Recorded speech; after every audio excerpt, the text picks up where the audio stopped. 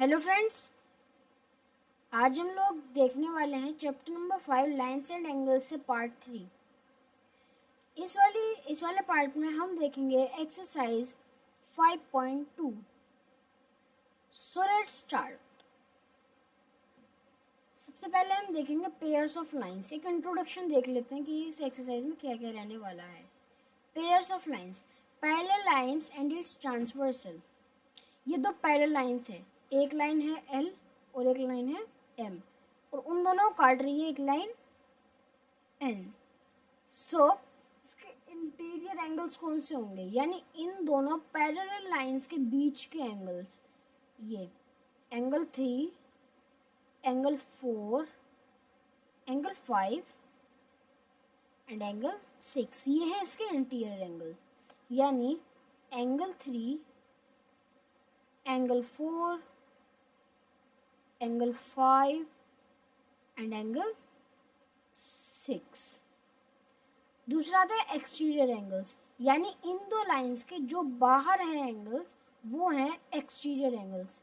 यानी angle 1, angle 2, angle 7 and angle 8।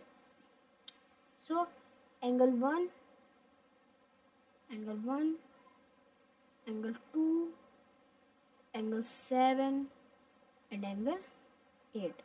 अब आता है वर्टिकली अपोजिट एंगल्स, यानी ऐसे दो एंगल्स जो कि आमने सामने वर्टिकल हो रहे हो एक दूसरे के। सो देखो, ये जैसे 5 8 के वर्टिकल है, 7 6 के वर्टिकल है, 1 4 के वर्टिकल है और 2 3 के वर्टिकल है। तो एंगल 1 किसके वर्टिकल है? एंगल 4 के। दूसरा पेयर एंगल 2 किसके वर्टिकल है? एंगल 3 के। एंगल 5 वर्टिकल है एंगल 8 के। एंगल 6 वर्टिकल है एंगल 7 के। अगला होता है alternate interior angles. Alternate interior angles वो दो एंगल्स यानी जो लाइन के इधर और इधर हो, लेकिन वो ऊपर नीचे हो, यानी एक इस लाइन पर और एक इस लाइन पर हो, और ट्रांसवर्सल के एक इधर की साइड हो और एक इधर की साइड हो। जैसे 3 जो कि ऑल्टरनेट इंटीरियर है 6 के, यानी 3 एंगल 3 एंगल 6 के। दूसरा है एंगल 4 एंगल 5 के। एंगल 4 एंगल 5 के। अगला है ऑल्टरनेट एक्सटीरियर एंगल। यही, और ये जो रहते हैं ये होते हैं बराबर, एंगल 3 एंगल 6 के बराबर और एंगल 4 एंगल 5 के बराबर। अब आता है ऑल्टरनेट एक्सटीरियर एंगल्स, जो बाहर की तरफ हो और ऑल्टरनेट हो, यानी 2 और 7, 2 और 7, 1 और 8, यानी angle 2 is equals to angle 7, angle 1 is equals to angle 8। अगला करस्पॉन्डिंग एंगल्स, ऐसे जो एंगल्स जिनका एफ बन रहा हो, ये देखो ध्यान से देखना, ये एक एफ बन रहा है, ये एक एफ बन रहा है। अब इसके जो बीच के एंगल्स हैं, ये दो एंगल्स, ये और ये दोनों हैं करस्पॉन्डिंग एंगल्स। यानी 2 is equals to 6, angle 2 is equals to angle 6। और अगला पेयर होगा 2 6 के, 1 5 के, क्योंकि इधर भी तो उल्टा एफ बन रहा है, तो ये भी 1 5 के, यानी angle 1 is equals to angle 5। ठीक है। और दूसरा होगा angle 3 is equals to angle 7, angle 3 is equals to angle 7, and last है angle 4 is equals to angle 8।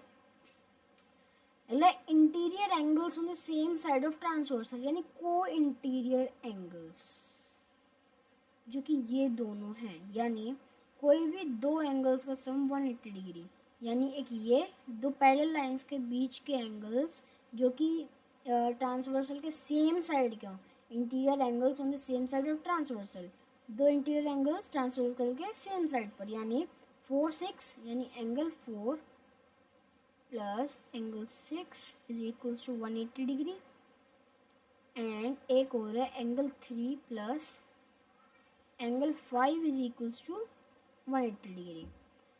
सो इस एक्सरसाइज में यही है, बस जितना समझ चुके हो आप। तो सो लेट स्टार्ट एक्सरसाइज 5.2, गलती से बोल लिख दिया, एक्सरसाइज 5.2। पहला question, state the property that is use in each of the following statements. वो स्टेट करनी है प्रॉपर्टी जो कि स्टेटमेंट में यूज हुई हो। अगर एक लाइन ए पैरेलल है बी के, तो एंगल 1 एंगल 5 के बराबर होगा। सोचो, चलो करते हैं। If angle 1 is equals to angle, नहीं, if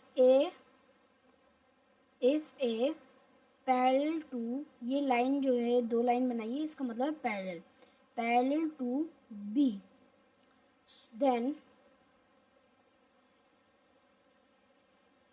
then angle 1 is equals to angle 5। इसका आंसर है यस। क्यों ऐसा, क्यों यस क्यों है? वो इस वजह से बिकॉज ये जो दो एंगल्स हैं ये क्या है, करस्पॉन्डिंग एंगल्स हैं, यानी ये दो एंगल्स हैं corresponding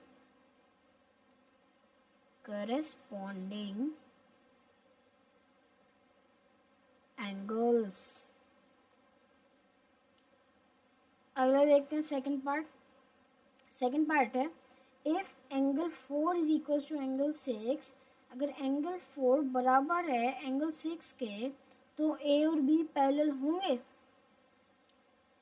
if second part, if angle 4 is equal to angle 6, then A parallel to B, इसका आंसर होगा yes, because of parallel lines.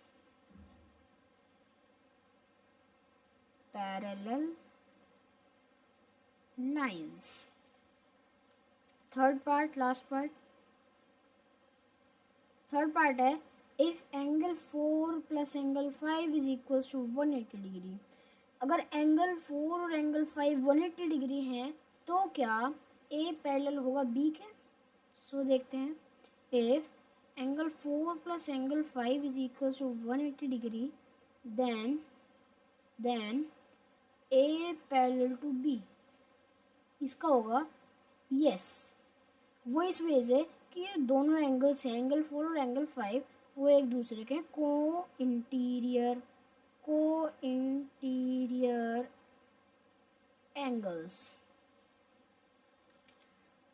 अगला देखते हैं सेकंड क्वेश्चन, जो कि है in the adjoining figure identify the pairs of corresponding angles. Zone से corresponding angles है वो लिखो।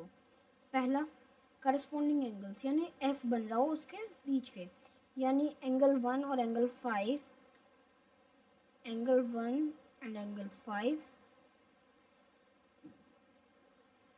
दूसरा है angle 2 angle 6, angle 2 and angle 6।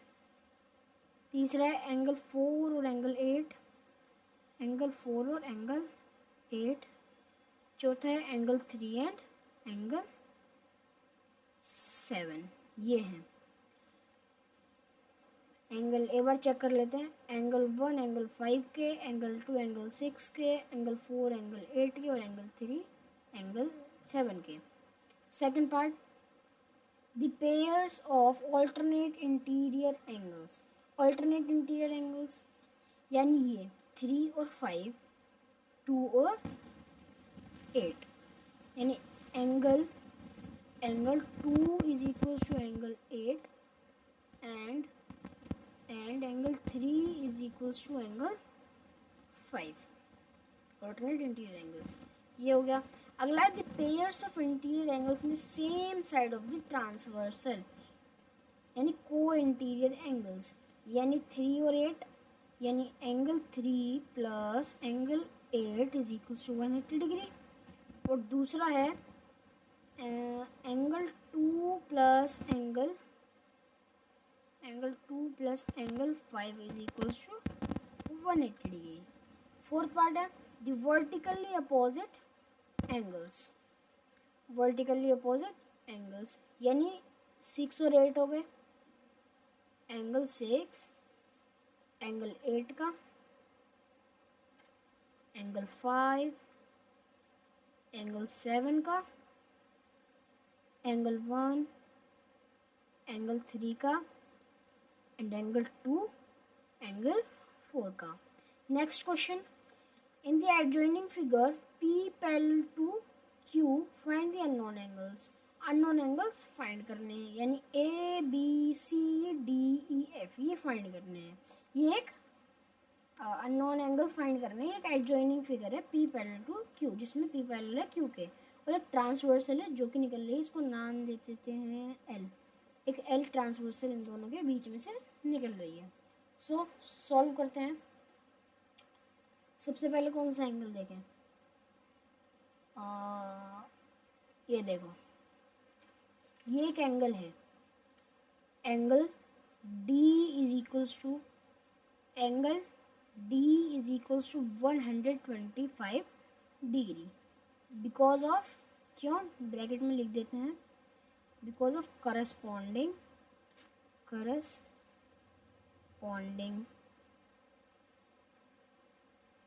Angles. इसको 125 ही लिखो, ठीक है। एंगल D 125 होगा, क्यों? करस्पॉन्डिंग एंगल्स की वजह से। अगला है ये एंगल F जो कि बराबर होगा एंगल D के, मतलब बराबर नहीं, angle F plus angle D is equals to 180 degree, because of को इंटीरियर एंगल्स की वजह से। Angle F plus angle D is equals to 180 degree, यानी एंगल D की वैल्यू है 125, एंगल F ऐसे लिखेंगे plus 125 degree is equals to 180 degree, यानी angle F is equals to 180 degree minus 125 degree. Angle F की वैल्यू आ गई, जिसमें 5 बचे 5 7 6 5 55 डिग्री। एंगल F है 55 डिग्री का, तो एंगल E जो होगा, एंगल E बराबर होगा एंगल F के, because of vertically opposite angles. यानी एंगल E की जो वैल्यू हो जाएगी, एंगल E की वैल्यू हो जाएगी 55 डिग्री। अब इसी तरीके से एंगल A जो होगा वो हो जाएगा एंगल E के बराबर। वो इस वजह से क्योंकि ये दोनों जो हैं वो हैं करस्पॉन्डिंग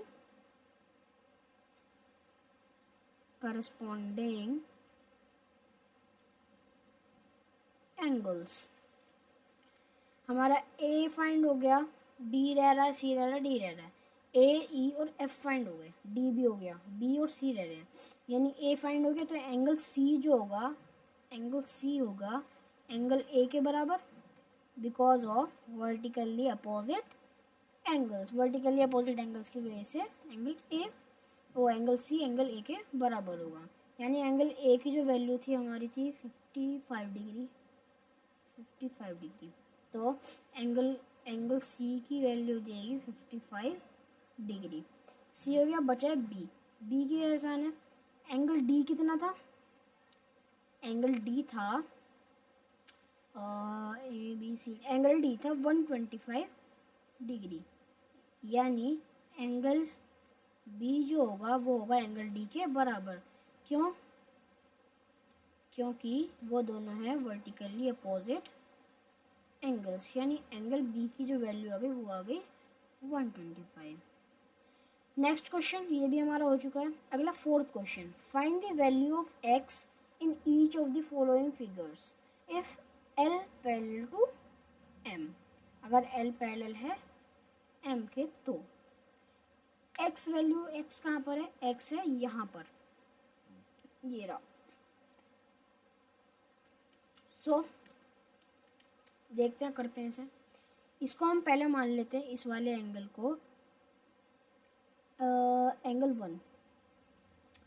तो एंगल 1 की वैल्यू फाइंड करते हैं सबसे पहले।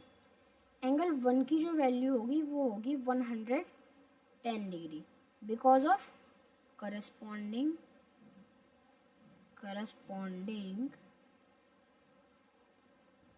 एंगल्स। करस्पॉन्डिंग एंगल्स की वजह से उसकी वैल्यू होगी 110। अगला है, ये एक्स की वैल्यू अब फाइंड हो जाएगी आराम के साथ, यानी angle 1 plus X, angle X is equals to 180 degree because of linear pair. यानी एंगल 1 की वैल्यू है 110 degree plus X is equals to 180 degree, यानी 100 प्लस 110 तो जाकर जाए माइनस 110, सो एक्स की वैल्यू हो जाएगी 70 डिग्री। ये अगला पार्ट आपको होमवर्क में, सेकंड पार्ट। कमेंट बॉक्स में मुझे एक्स की वैल्यू बता देना। नेक्स्ट फिफ्थ क्वेश्चन है, in the above figure the arms of two angles are parallel. ये जो आर्म्स हैं, यानी ये वाली आर्म इसके पैरेलल है, ये वाली आर्म इसके पैरेलल है, यानी ये पैरेलल है इसके, ये पैरेलल है इसके, और ये पैरेलल है इसके। So if angle A B C बराबर है 70 डिग्री, यानी इसका है 70 डिग्री, फाइंड करो एंगल डी जी सी, यानी ये वाला angle, and D E F, और ये वाला एंगल। तो चलो फाइंड करते हैं। अब एंगल डी जी सी की वैल्यू जाएगी, पहले करेंगे हम angle D G C. If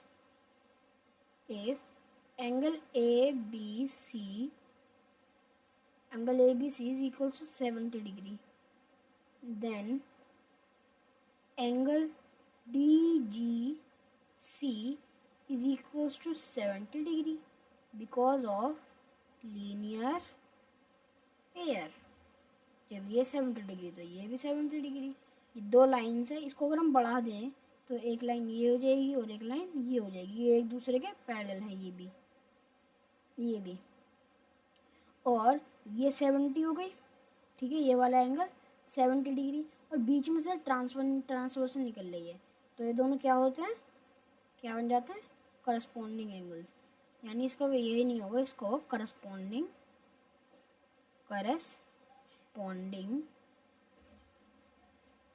angles की वजह से ये दोनों इक्वल हैं। आगे देखते हैं, अगला है सेकंड पार्ट, जो कि है D E F, angle D E F किसके बराबर होगा? डी ई एफ, वो भी बराबर होगा, सोचो किसके होगा?